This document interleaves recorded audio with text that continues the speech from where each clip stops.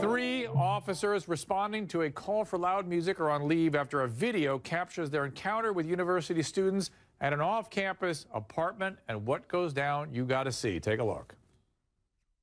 Please let go of him. Why? You are illegally entering. Sir, what is the point? You didn't treat him like that. What are you doing? What are you? Why are you acting like this? Get out.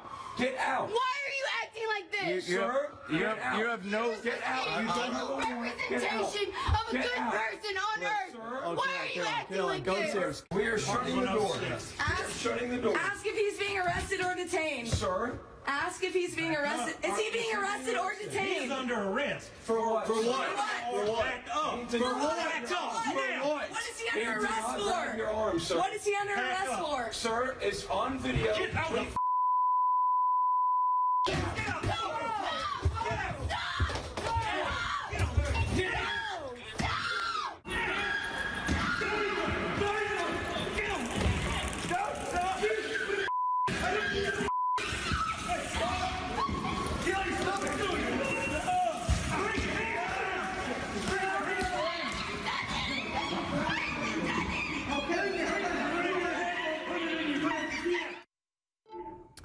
The 3 students also facing charges for obstructing and resisting.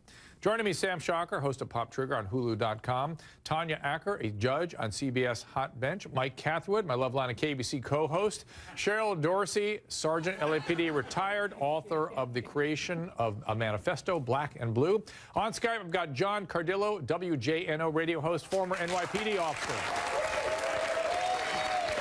Now, although Sam, you were getting chills looking at this tape. Tanya, once again, we watch these tapes over and over again where any kind of resistance results in, as Cheryl would say, bad things happening. Sure. Well, look, I mean, there are certain baselines that we grow up with, right? You're supposed to respect authority. You're supposed to act respectfully when cops come to you. But by the same token, we also have certain expectations. We have expectations of privacy. I have a reasonable expectation that unless I am doing something that is putting others in jeopardy or myself in jeopardy, that my private space is sacred. My private space is sacrosanct. So we're constantly having to balance this need with the need to sort of defer to and respect authority. With having authority, public figures respect our private space. In the United States of America, there's a very high standard before public officials can invade your space. And I think that we've really got to balance those tensions. And Cheryl, I've learned from you that we seem to, in many of these videos we watch where bad things happen. And as I've learned from you, bad things happen when cops put hands on, right? And you resist. Absolutely. But again, it doesn't seem like there's skillful de-escalation, nor is there, as Tanya's saying, respect of the private space. Well, you know, for me, here's the thing. It seems to me that these officers really didn't have a plan when they went there. They kind of just went in willy-nilly, and they just figured, we're just going to do this, and then we'll make up a reason to rationalize what we're going to do down the road. And they understand that when they arrest these young people for resisting arrest and interfering, that if it's a DA reject, it's okay. But guess what? You just spent the weekend in jail, right?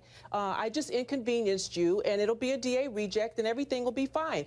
Resisting arrest is what happens when officers use excessive force and they have nothing else to do but CYA, cover their butts for that force that should have never been used. Sam, you see what she's saying? Yeah, and also what I like that you usually state on previous episodes, Cheryl, is you say that you've noticed that some officers will punish. Right? They'll punish the citizens if they feel like that they're resisting arrest. And I felt like that happened in this case, too. While I do agree that you should comply, in this case, I don't think the police officers had any right to go ahead and invade this space. They shouldn't have been able to go into this private residence, especially because this was a noise complaint. And what I did not like is that when the student was finally on the ground with his hands behind his head, they continued to tase and beat him with a baton. That is not okay. John, what do you say? As usual, I expect something different from you. You know, I'm 80% in disagreement. I'm in agreement with Sam at the end where they should have been hands off. But look, I seriously wonder what types of jobs Cheryl had on patrol, because any patrol cop knows a barricade situation is very dangerous. And when this kid went to close the door, those cops didn't know if he was hiding contraband, if he had a hostage inside, if he had weapons. A barricade situation is deadly. And it was at that point that they were absolutely justified in entering, removing the occupants for everybody's safety, and finding out what was going on. All right, well, let me hear from the officer on patrol, who I guess you had no experience in LAPD, well, you right? see, I understand why John questions my credibility, because this is coming from a guy who didn't make it to the finish line. This is a former officer. I'm a retired, honorably sergeant with 20 years on the Los Angeles Police Department. So I understand why he has questions. Go ahead. And listen, John, all 20 years in patrol in South Central Los Angeles. All 20. Hang on, John. I'm going to ask you, John, when you talk over what somebody's saying, I can't hear you at all. So now, go ahead. Cheryl, I was never the subject of IAB complaints, and by many accounts forced off the job. I retired honorably. Brother, listen, I'm honorably retired. Cheryl, do your homework. If you want to know about me, read my book. I'm not hiding from nothing. I have nothing to explain I have nothing to explain to you.